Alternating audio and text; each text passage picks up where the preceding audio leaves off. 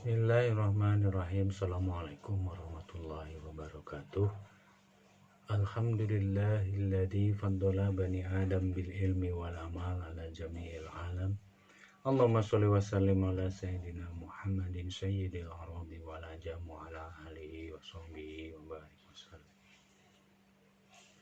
Saudara-saudara mahasiswa yang mengikuti mata kuliah Filsafat Manajemen Pendidikan Islam yang saya hormati, pada hari ini Senin tanggal 30 Maret 2020, kita tidak akan mengerjakan tugas, tetapi Anda perlu menyimak penjelasan saya tentang rangkuman materi bab pertama, yaitu pengenalan karakteristik berfilsafat.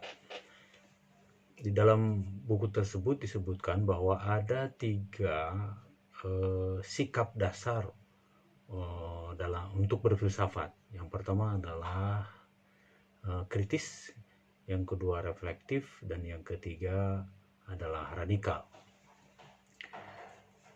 Yang pertama, kritis. Kritis itu semacam sikap yang dimiliki oleh seseorang yang tidak mudah menerima begitu saja setiap pernyataan yang dikemukakan orang.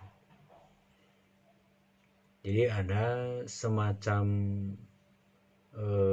sikap curiga terhadap pernyataan-pernyataan yang dalam pemahamannya tidak berdasar atau kurang berdasar.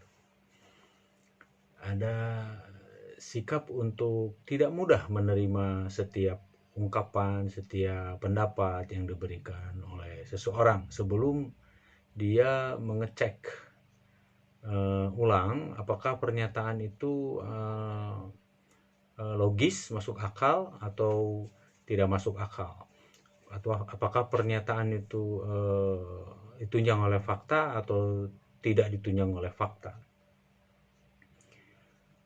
Yang kedua adalah sikap reflektif. Nah, kalau sikap reflektif itu dimulai dari kebiasaan untuk selalu bertanya. Kebiasaan selalu bertanya tidak harus ditujukan kepada seseorang, tetapi kebiasaan bertanya juga bisa ditujukan kepada diri sendiri, bisa ditujukan kepada apa-apa yang sudah dikerjakan oleh kita masing-masing. Misalnya kita sudah menyelesaikan suatu pekerjaan, katakanlah membantu anak untuk mengerjakan pekerjaan rumah. Setelah selesai, tidak lantas kemudian kita diam begitu saja. Kita mempertanyakan apakah pekerjaan ini dapat membantu anak atau tidak. Membantu dalam pengertian apakah membimbing anak untuk mengerjakan pekerjaan rumah itu lebih besar peran anak atau peran kita. Kalau terlalu besar peran kita, berarti kita patut mempertanyakan apakah peran kita efektif dalam membimbing anak. Jangan-jangan hasil pekerjaan rumah anak itu 100% adalah pekerjaan kita, sehingga kita tidak bisa mengukur anak itu sudah mengerjakan dan bisa mengerjakan berapa persen. Nah, hal yang paling penting di sini adalah proses bagaimana setiap pekerjaan yang kita kerjakan, setiap pernyataan-pernyataan yang kita kerjakan itu selalu dipertanyakan ulang. Nah, kebiasaan ini nanti akan berkembang menjadi kebiasaan untuk merenung, untuk memikirkan apa yang sudah kita kerjakan. Apakah manfaatnya diukur, manfaatnya dihitung gitu. Jadi tidak begitu saja selesai setiap apa yang sudah kita kerjakan. Yang ketiga adalah radikal. Berpikir radikal itu secara teknis adalah berpikir untuk sampai pada persoalan inti.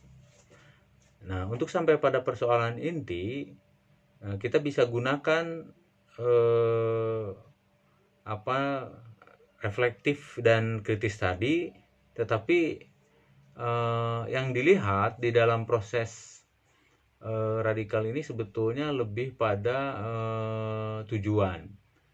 Nah, kalau prosesnya penekanannya adalah pada komprehensivitas cara kita berpikir. Jadi kita bisa menyelesaikan, bisa mengecek sebuah pernyataan itu jangan sampai kita sedari awal itu sudah terkotak-kotakan cara berpikir kita. Nah, kalau dari awal sudah terkotak-kotakan cara berpikir kita, apakah itu menggunakan salah satu sudut pandang berpikir saja, satu sudut pandang saja, maka dia sudah kehilangan kesempatan untuk mencapai suatu pembahasan yang sifatnya radikal. Oleh karena itu, baiknya kita tidak usah atau harus bisa membersihkan prasangka-prasangka, teori-teori sebelumnya yang kita punyai ketika kita membahas sesuatu. Nah, kalau kita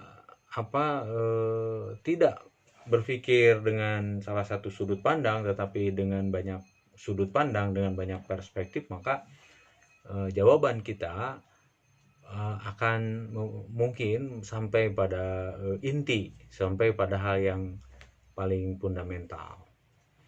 Nah, untuk sementara itulah isi dari buku bab 1, yaitu tentang karakteristik berfilsafat. Sebetulnya ada karakteristik lain dalam berfilsafat, tetapi tidak dibahas seluruhnya di sini.